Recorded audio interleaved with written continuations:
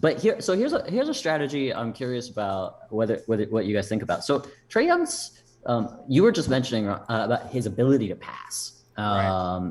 and he not only, I mean, is he knows, where it's just incredibly where guys are all the time on the court, in the system that they play. So he whips passes all over the place, and he's just an incredible passer. And in pick and rolls specifically, pick and roll finishers, like the roll men, when Right. he finds them, average like it's like 1.2 points per possession, which is a really high number. But as a finisher himself, he averages like 0.98 points per possession, Mhm. which is actually a relatively low number compared Right. to their average offensive set. So the way I have been thinking about it, and I mean, I don't know that this is the ideal strategy, but uh, uh, Noel and Gibson, neither of them are capable of doing what somebody like Mitchell Robinson could do, which is sort of stunt at Trae Young, Right. and be big enough to force him to pass it and yet still recover with his length, to disrupt the lob, right? Noel, is springier than, Taj, but his positioning is worse. Picking his ball Yep. position or his Yeah. drop positioning. And Taj's positioning is way better, but he doesn't have the ups, and he just doesn't Mm-hmm. have the athleticism anymore to really disrupt. So, I mean, I just don't think either of those guys are going to be able to take away both. But if you can take away the lob, um, by having the big cheat that way a little bit, and sort of egg Trae Young into a finisher and Right. just let him shoot floaters. Um, that's one of the most inefficient shots in the NBA, and he's not been that efficient at them this season. 0.98 points per Right. possession. I'd rather him do that than collapse and try to take away his drives. I think, and I could be wrong with this, but and take away his drives at the cost of then exactly what you were just pointing out. Him then picking you apart, finding the open shooters where Bogey isn't going to miss. Kevin Herter's been shooting. I mean, they have shooters everywhere. Right. John Collins can even shoot, or finding Capella or Collins on lobs. It's just devastating once you open up passing lanes by overhelping. So, anyways, that's an idea. I'm curious if you guys have thoughts about If that. you could force him into a contested floater, it would be great. I think that's a great strategy. But the problem is that he gets a step on guys or half a step, and that's difficult. Now you're playing with poison because he'll hit a lot of those, even though even though like you said he's not a good finisher. He's not a finisher type of guy, but because he's small. But if he starts hitting that floater and they get up 10 because of that, I mean, this is going to be tough, man. So I just really think that we really need to get we are fortunate to have a guy that can really guard him straight up without no help. Okay, like if you're playing against Anthony Davis, like I said, a Kyrie Irving, or you're playing against somebody like a Jason Tatum, you need help. You need him to get the ball out of his hand. But if you could get a guy that could guard Trae Young one on one, that solves a whole bunch of problems, and we have that. I just hope we utilize it. That's really what it comes down to. We got to utilize Frank Ntilikina.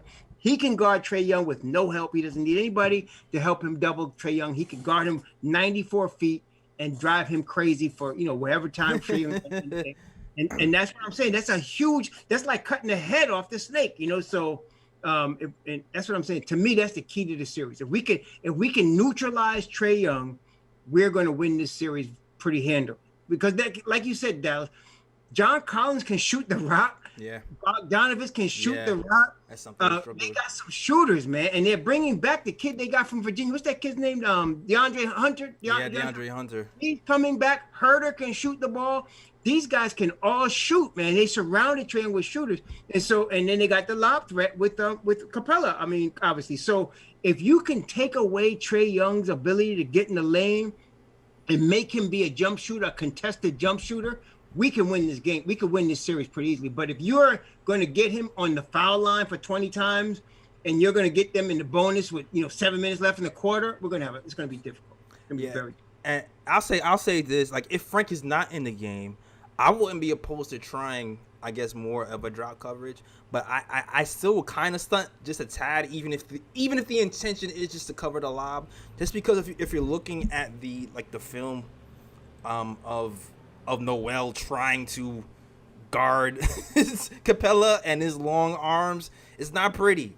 It's not pretty. He gets beat. He always gets that lob pass in there, and on top of that, he's always out of his position to even get a decent rebound on Capella. And even when he's in position, he has problems because Capella just kind of pushes him off that ledge and off his spot and just kind of grabs the ball over him. So I do feel like it will kind of make things simpler for Noel a little bit, because listen, Capella, he's averaged 12. Well, the first game, Capella had 12 points, 12 rebounds versus Mitch, right? And then since then, with Mitch Robinson out, he's had 20 rebound games and averaged 20 rebounds a game and 7.5 on the offensive graph with Leonard Noel. If we can simplify the defensive scheme to Noel, maybe we have a fighting chance. Not to say it's going to work, but what's happening these last two games certainly hasn't been working. And you know what the definition of insanity is trying the same thing and expecting a different result. So I'm all for switching it up and just to see if it works. You know what I mean? I'm definitely in. Yeah. Yeah, so what happens there, I mean, it's an excellent point. What happens is Kirk Goldsberry has sometimes called them Kobe assists, where like Kobe used to put it up, sometimes he'd miss it, On purpose. but because he had so much gravity, Right. there'd be so much attention on him, right? Then Pau Gasol or whatever would have just an easy rebound because Pau's man is focused on Kobe and not on Pau, so he can get into position, right? So when Noel steps up to try to, stunt at Trae, what happens is Capella can move around behind him, Right. and he loses track of him. This is one thing that Mitch actually was doing an excellent job of developing this year, is having that backhand holding on to the jersey of the big while you're in drop coverage and not losing track of him. But Noel just doesn't have the same length and size. So when Noel loses track, Capella can move around and get rebounding position. Then it doesn't matter as much if Trae misses, he throws it up. Capella's got position, and he's gonna end up getting rebounds and easy buckets because then Noel's boxed out.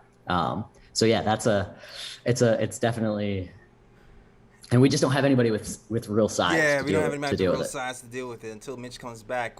Please, I don't know if he's gonna come back for the second round or not. And even against Joel, man, if we don't have Mitch, it's all. I mean, Joel is just gonna eat Taj and Noel. They're too little. They're too small. Joel's gonna feast.